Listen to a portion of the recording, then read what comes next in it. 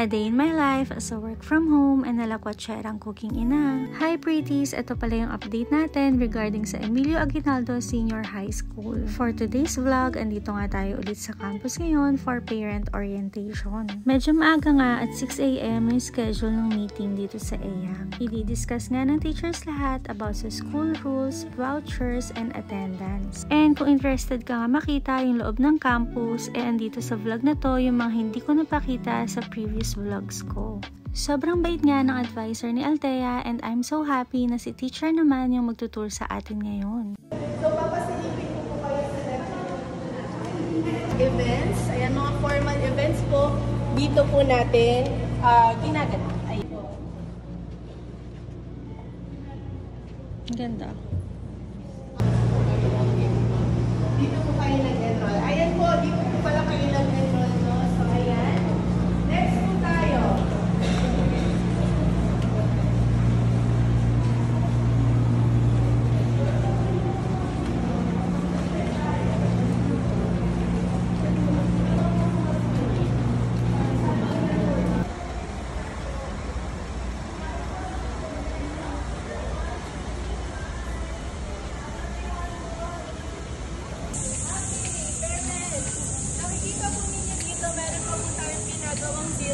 Ayan po, sa inyo pong left side.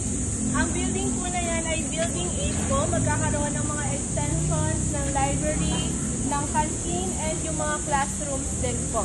Okay? So next po natin. And sa right side naman po natin is yung social hall. So mostly po pag may mga practice po yung mga dancers natin, dito po sila nagpa-practice. Yan. And also meron din po tayo dito Friendship Oval.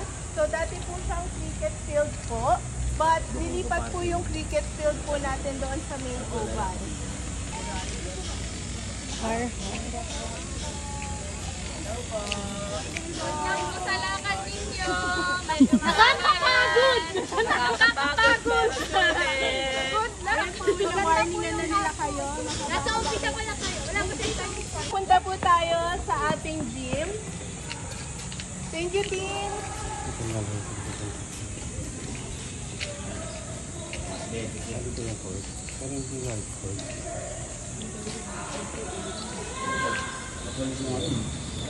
Sige po, pasok po kayo. Ayan.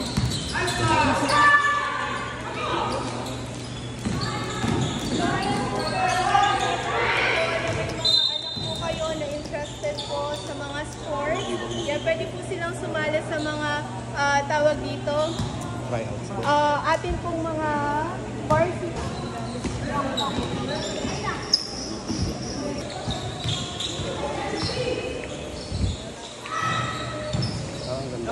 Lambot mo.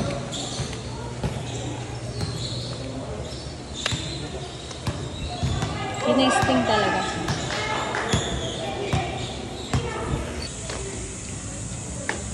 Sayang din natin na yung mga teacher na nag-hire.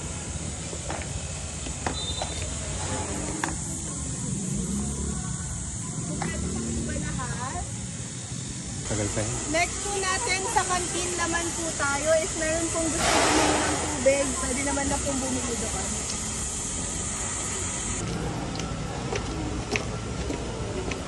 Sige po, pasok tayo dito dire-diretso. Diyan po yung mga tindahan ng food. Yan po, malawak naman po yan. Hindi po kasi yung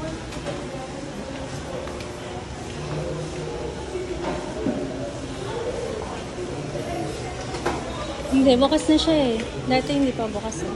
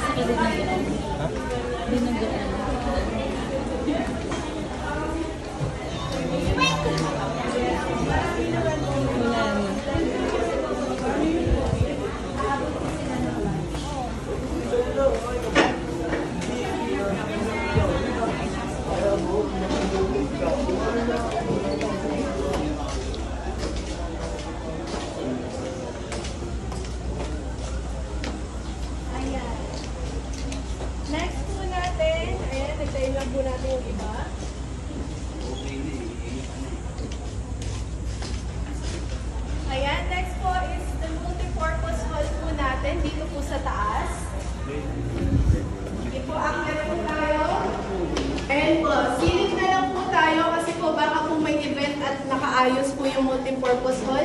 Pero ganito po yung itsura ng MPH po natin. Pag may mga event po, dyan po ginaganap. Okay? Pag mga small event lang po. Yan po. Sige po. Pwede lang po muna yun. So, ayan po, parents. Nakita niyo po, ito po, hallway po na to ay connected po sa ito po yung tinatawag nating lavatory. And sa lavatory po na to, nandito rin po yung ating mga laboratories for STEM students naman po yun. Okay? So, next po natin. So, nandyan po grade 11, grade 12, panghapon po grade 12 natin, pang umaga si grade 11. So, ito po ang parang freezer ng EAC dahil sobrang lamig po ng mga rooms dyan. Okay? So, punta po tayo sa library natin. Sige po, pasok po tayo.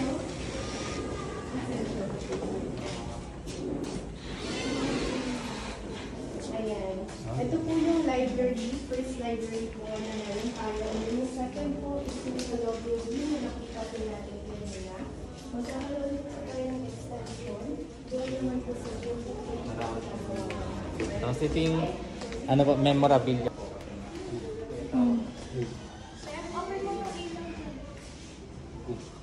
Sa akin. As of now, nililinis po yung library natin.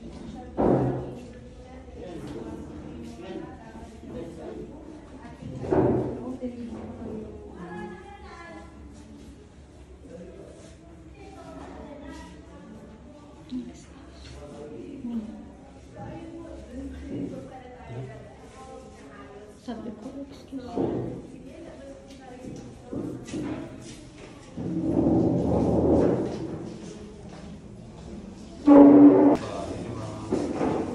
Na to ay faculty po ng mga faculty. Ayan. So, kaliwat kanan po natin may CR for boys and girls. So, pasok po tayo dito. Yan po. So, sa kaliwa natin, ito po yung research department. And then, yung mga ibang rooms po dito ay for engineering. So, tatlong faculty po ang meron po ang senior high school. So, dito po, sa kanan natin ay yung principal's office. Dito po makukuha ng mga bata yung admission slip o kaya naman po if meron silang papapirmahan, dito po yun. Okay? And then dito naman po sa kaliwa natin, dito po yung faculty ko, no? So if ever man po nakahanapin nyo ko, dito po sa faculty na to. Okay? And then next one po tayo. Yan, nandiyan po yung mga teachers, pwede nyo pong silipin kung ano po yung mga ginagawa nila. Kung nagtatrabaho ba ng maayos ang ating mga teachers. Ayan. So sa atin pong kanan, nandito naman po ang mga coordinators po natin. Ayan po si Ma'am Steph. Siya po ang ating English coordinator. Okay? So next po natin, ito po ay mga rooms for engineering naman po. So as of now, ang college po, wala pa po silang mga classes. So napapansin po ninyo, yung mga rooms po na meron tayo, puro mga occupied pa lang ng senior high school. So ayan po, may mga tawag dito, machines din po sila dyan for engineering.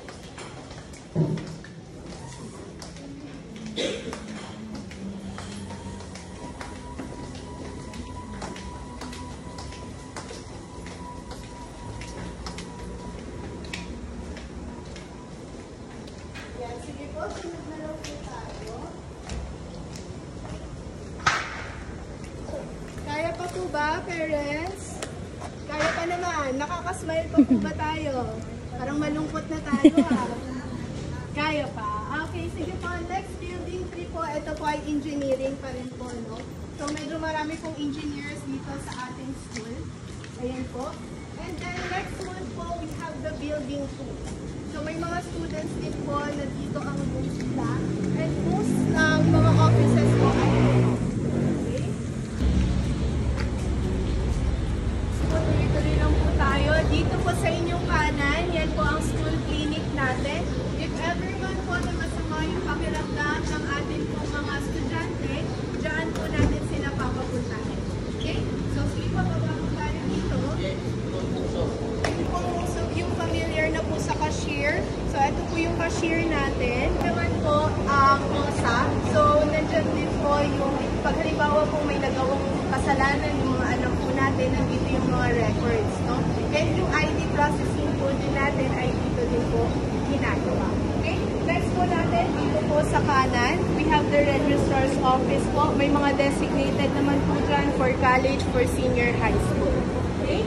Ninyo, kahit pinagod po kayo, nandyan pa rin yung mga smile ninyo. And see you again po sa mga next meeting po natin. Thank you so much po. Thank you po. Thank you po. Thank you po.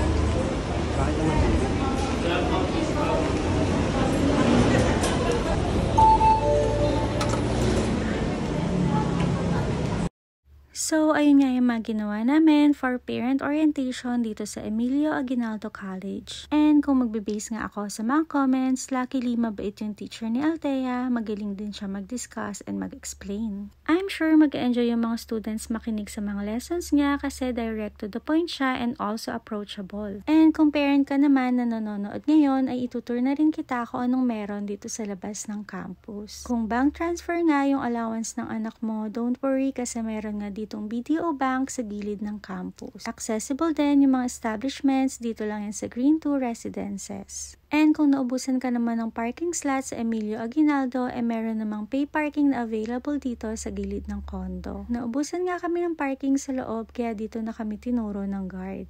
Ayun nga lang, kung medyo maulan ay hindi ko ma-recommend na maglakad dito. Pwede ka palang mag-park dito ng few hours at meron din silang monthly. Ito pala yung rates ng parking dito. Dito na nga natatapos yung parent orientation and campus tour natin sa Emilio Aguinaldo College. Ayun lang muna mga pretties. Bye!